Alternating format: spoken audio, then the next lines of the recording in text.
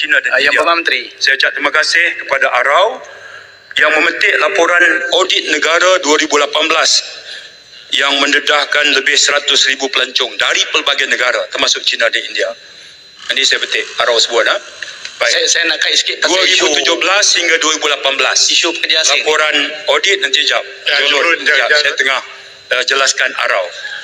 100,000. Baik.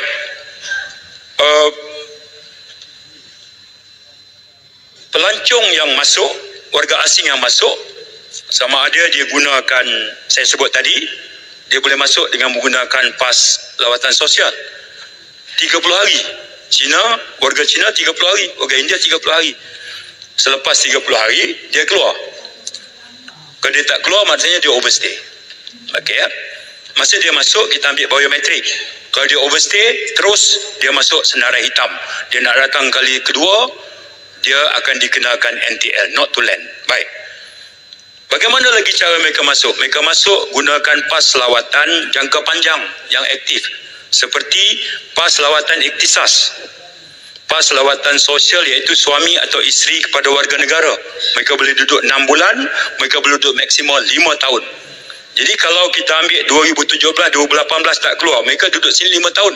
Tahun pertama mereka masuk, mereka tak keluar, tak ada rekod mereka keluar. Sebab mereka memegang pas lawatan sosial suami atau isteri. Ada diplomat, jumlah ni tak ramai. Pas pelajar sekarang immigration keluarkan, kalau dia belajar 5 tahun, 5 tahun lah. Kalau dia belajar 4 tahun, 4 tahun lah. Jadi kalau dia masuk 2023, dia takkan keluar 2024. Sebab pasnya 4 tahun.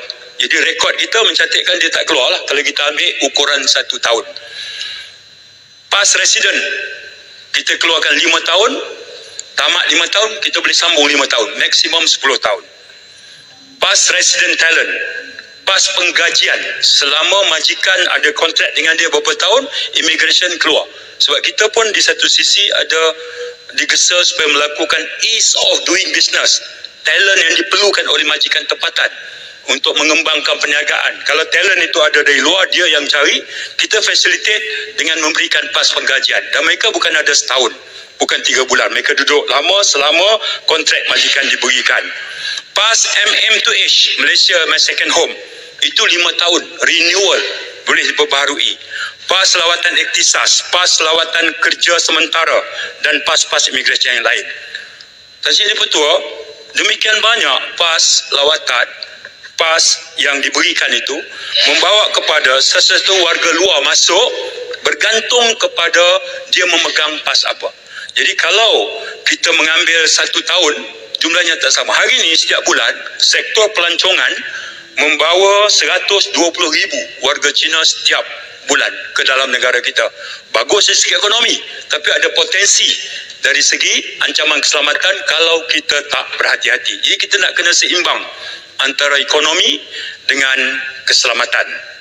Sila Rau, nampak nak tanya berkelip tak apa.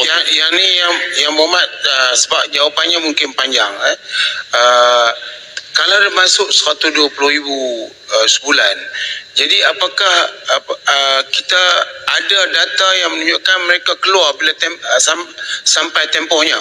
Jadi termasuklah cerita yang telah dimasukkan 1.2 juta pelancong tidak keluar dan sebagainya. Sebab data ni kita bukan dapat daripada rambang, kita dapat daripada sumber yang boleh dipercayai.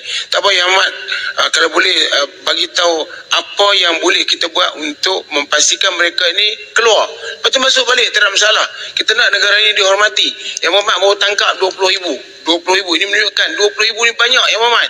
Jadi sudah pasti angkanya berganda-ganda. Yang saya nak cakap ini, boleh jawab betul minta apa? Pasal UNHCR. Yang pertama saya minta supaya jawatan kuasa yang bagi kad tu, polis dia, saya tak mahu sebut lah pangkatnya, tapi pangkatnya terlampau rendah. Kalau boleh pangkatnya assistant commissioner dalam tu, bukan pangkat inspektor ataupun sarjan. Kemudian Kementerian dalam negeri dia hantar pegawai yang rendah. Kalau boleh timbalan KSU duduk di situ. Sekarang ni saya nak tanya, kad mana yang sah? Yang dikeluarkan UNHCR dia hantar yang bagi kepada depo immigration, itu besarlah sebab apa immigration minta. Tetapi yang dia keluarkan sendiri, yang Umat di Jalan Belemi itu, kita akan lihat, saya turun ke Padang lah, tak boleh, Umat turun ke Padang. Dulu Rumah dia tu sebelah rumah bekas Ketua Tunu Angkatan Tentera. Saya tak pasti sekarang. Tapi kita nak beritahu bahawa di situ ada beratus teksi yang menunggu untuk mengambil orang asing yang datang untuk mendapatkan kad. Jadi apakah kad itu sah? Kalau kita di luar kita tak nampak, kalau masuk dalam tu beribu orang sedang menunggu untuk dapat kad. Jadi apakah kad ini sah? Kad immigration tu sah ataupun kad yang dicakit? Kalau yang Muhammad nak dicakit kad Indonesia, boleh pergi beli sekarang RM80 satu.